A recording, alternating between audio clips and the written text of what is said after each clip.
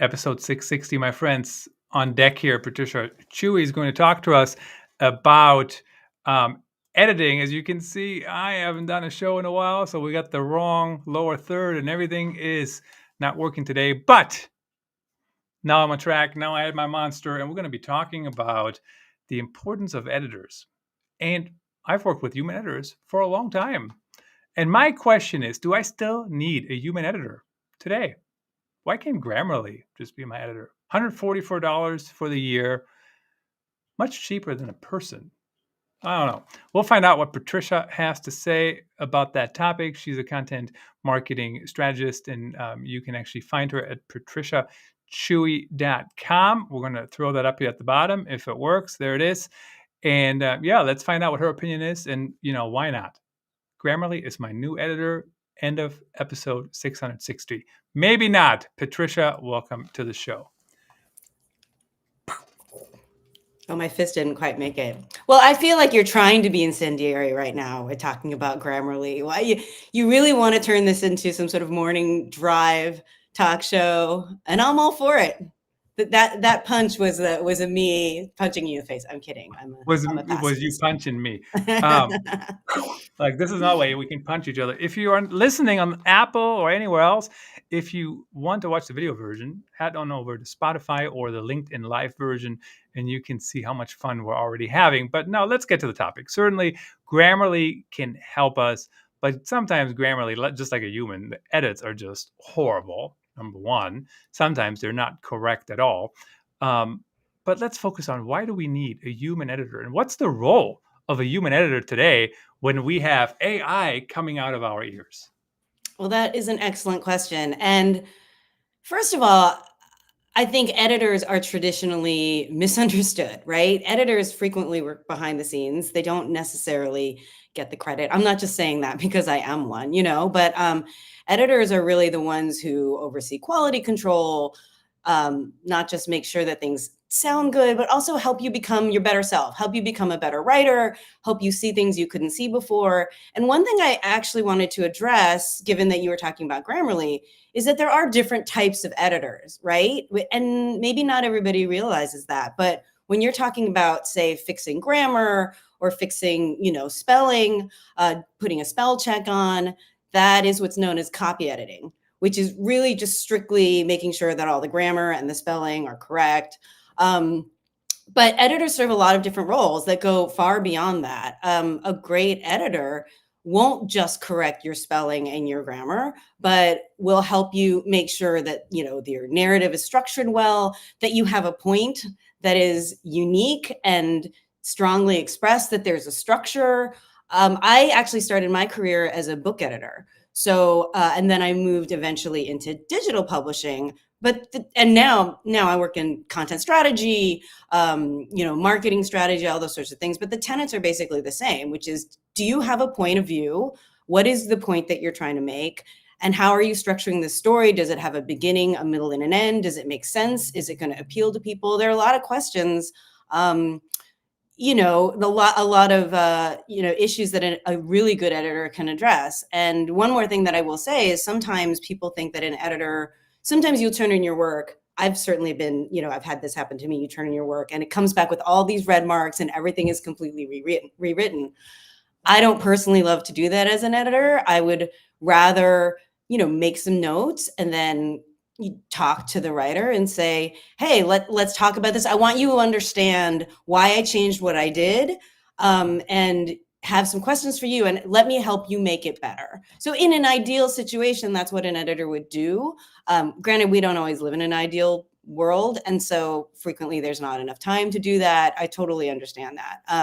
But sorry, does that basically answer your question?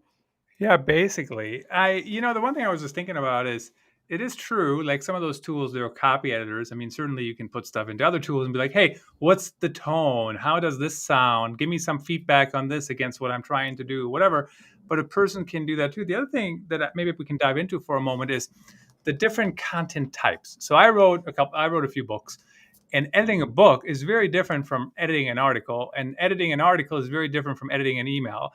And editing an email is very different from editing a social post, right?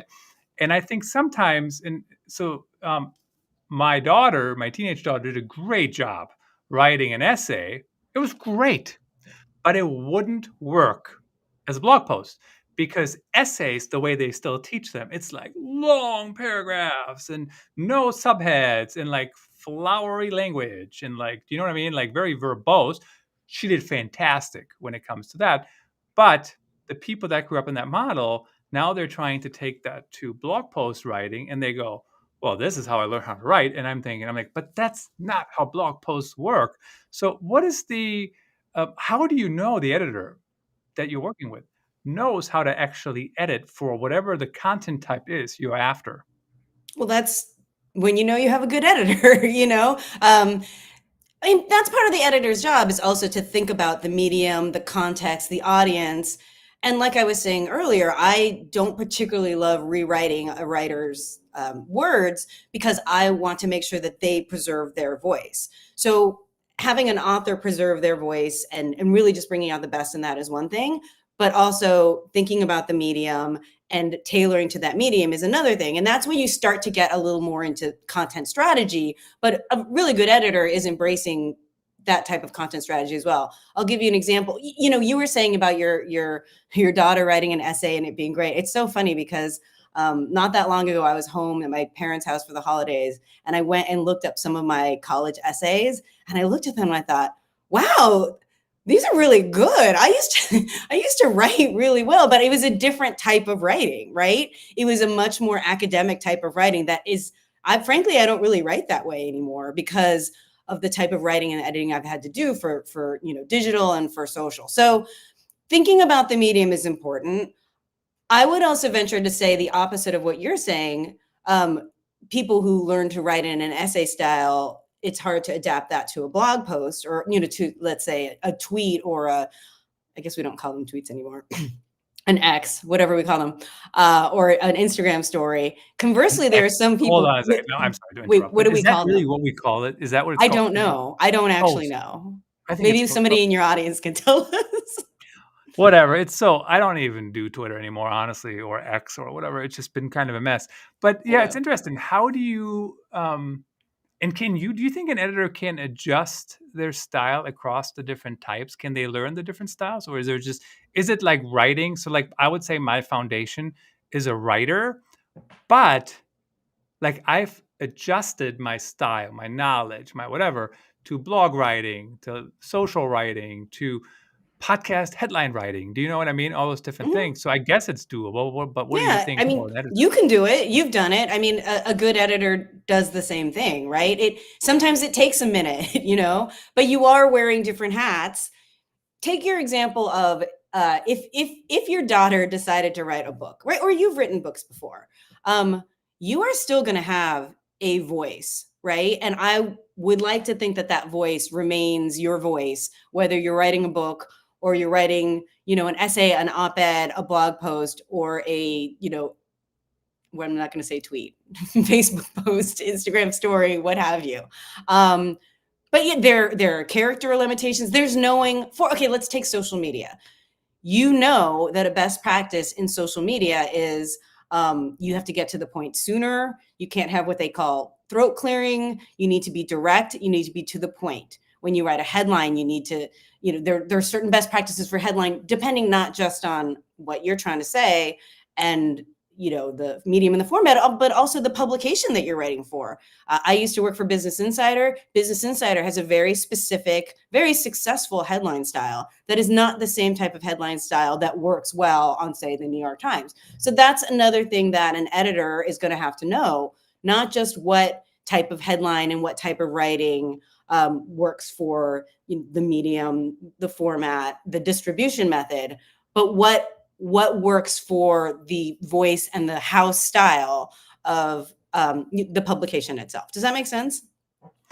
Absolutely. And you know, what is the importance of a style? So, for example, I mean, I had Carmen Hill on the show, and we had a 24-minute episode about the importance of having a company style guide.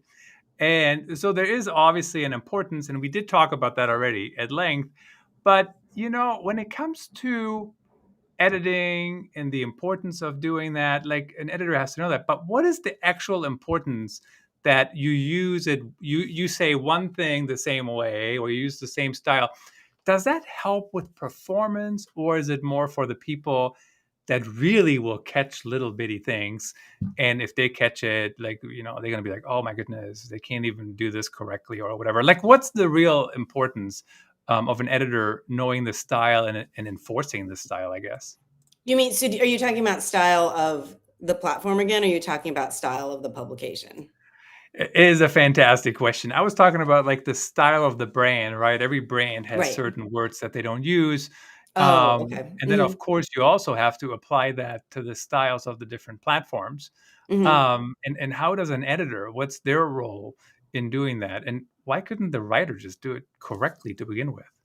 Well, that's another answer to your question of what is the role of an editor, because knowing how style is something that an editor always has to keep in mind, meaning house style for the publication. Let's say the New York Times, they use a serial comma, right? No, actually, no, I can't remember if they do or not. I think they don't. They use New York Times uses AP style, which doesn't use a serial comma.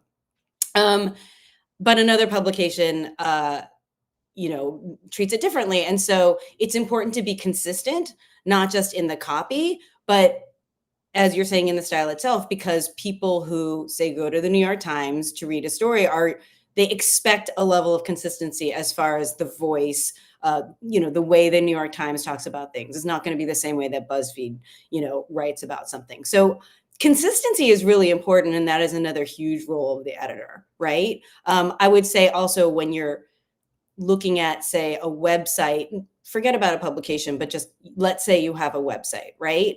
And you have a lot of different people contributing to your website, helping you build the website. So you contract with one person to write copy for the homepage, and then you have somebody else who's building out, a calendar and timeline, or I don't know, all your different pages, right? If you have different people writing those pages, they are all going to come out sounding different unless you act as an editor or hire an editor to make sure that they are all consistent in tone of voice. And as a user how important that is, because if you go to a website and all the pages sound like they were written by different people, then you don't have cohesiveness of the brand, who they are, what they're trying to say.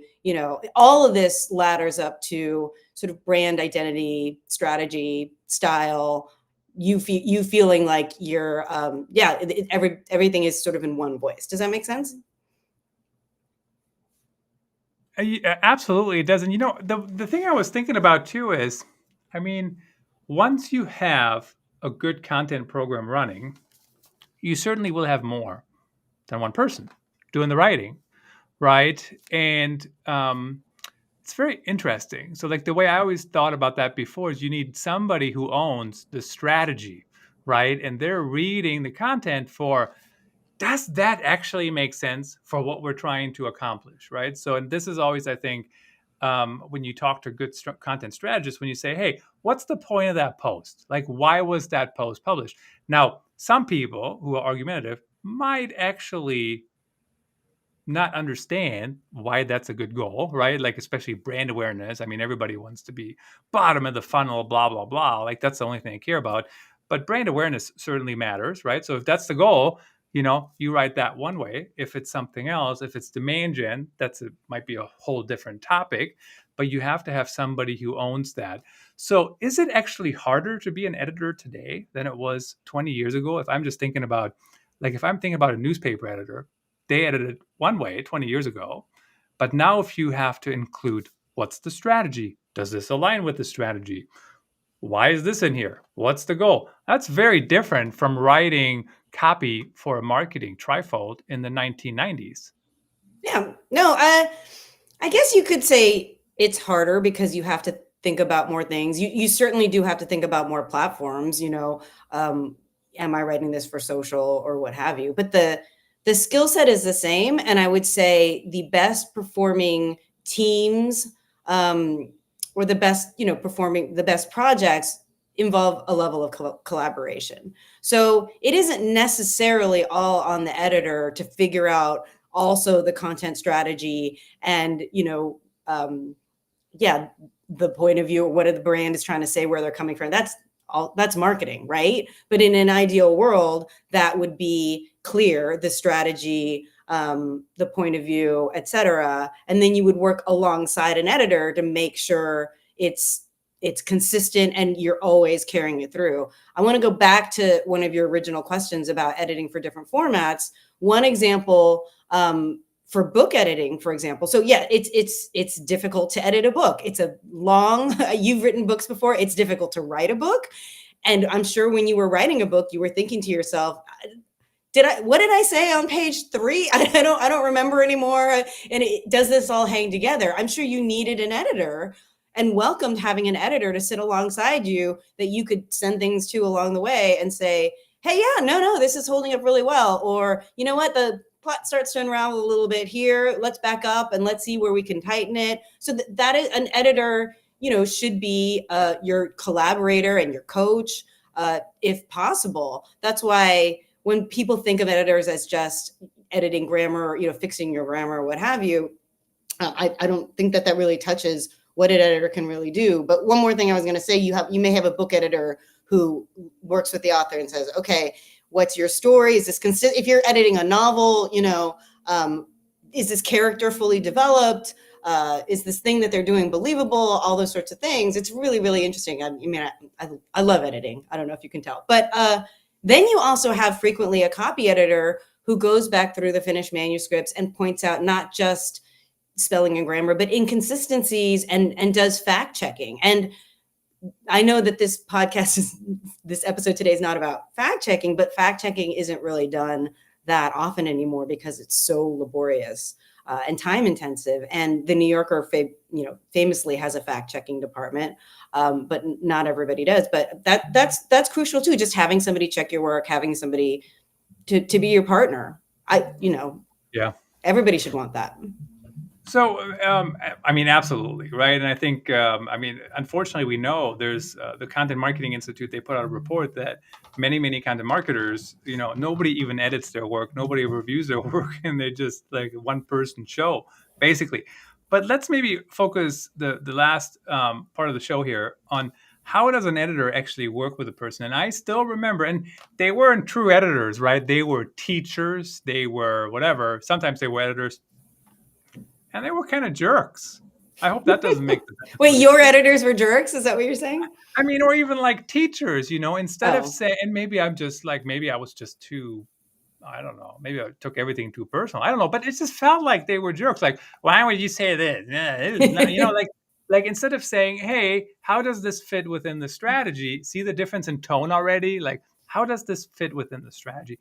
Hey, did you know, like, here's some other ideas for this one word, like this word, especially today in the world of AI.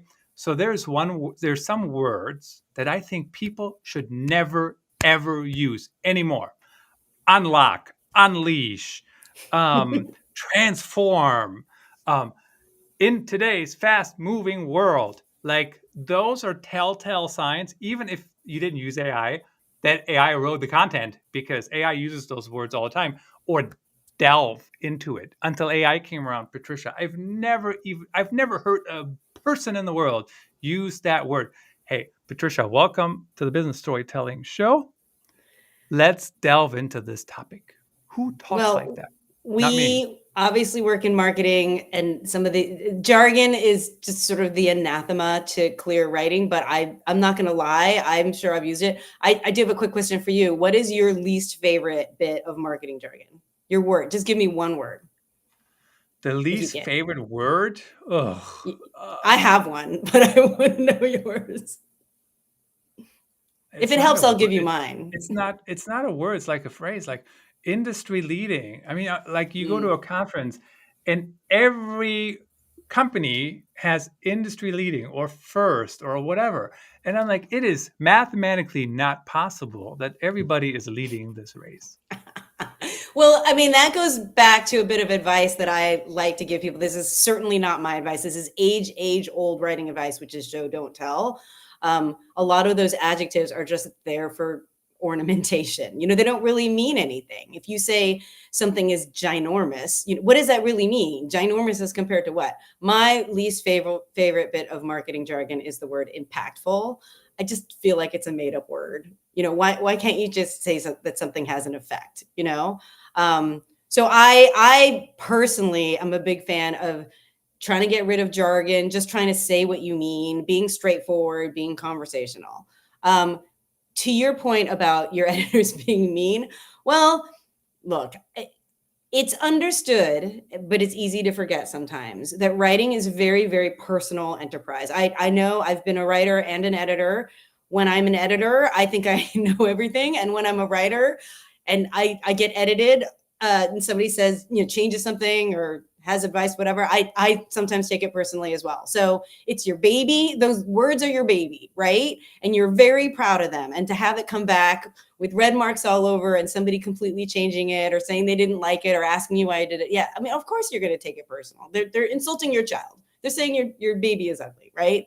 But one of the skills of a good editor, or something that you learn as you go through your career, is how to be tactful and mindful and kind, and in a way that's going to produce a better result. If you get the writer mad, then that's not a collaboration anymore. It's hard. I may say to you, hey, maybe this choice of words would be better. Or why did you say this? And you may take offense anyway, but all you can try and do is work together. So yes, I totally understand you're thinking editors are mean. It's a natural reaction, but we're on your side. I mean, I don't think all the editors are Well, okay, mean. we're not all on our side. Yeah, I am here to represent the good, nice editors. you're the one of the nice ones. But it's like, certainly there's been jerks in my past, and I mean, I'm sure they know who they are. What's interesting too is I think it depends, right? So if I'm doing something for like a client, like, it's not gonna be my baby, right? Like 100% no. And so you have to be like, that's different. So you have to figure out, what do they need? How can you help them? And like, it's a different dynamic. But get this. One time I did an article on my blog, and one person, and now that is my baby. Like, this thing is my baby, right? Like, we're going to fist bump on the show to get started. And if somebody ever says, oh, we don't fist bump, it's against my beliefs or whatever, like, I don't know how we're going to start the show. It's my baby. That's how we do it. But you know what I mean? So then I had one person one time, they were trying to edit an article I did on my own blog, and they were quoted. And I was like, well, if you don't like your quote, let me know. We'll take it out, or we'll update it. But you do not get to edit my article, whether it makes it better or not. I don't really care. Like, go away. So there's all those different things. So just something to keep in mind, right? But if I hire an editor, certainly that's one thing. If I work for a client, that's a whole nother thing. And then I get my own thing.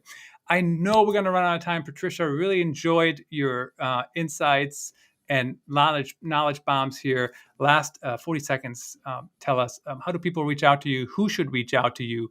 Perfect clients, so to speak. Sure. I started as an editor, but I'm doing content and marketing strategy now. You can find my website, patriciachui.com, CHUI, rhymes with buoy. And Patricia at patriciachui.com is an email address that if you'd like to use that, or you can find me on LinkedIn. I'm all over the place.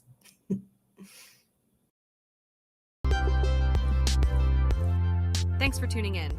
Please rate and review the Business Storytelling Show on your favorite podcast platform, and subscribe so you don't miss the next episode.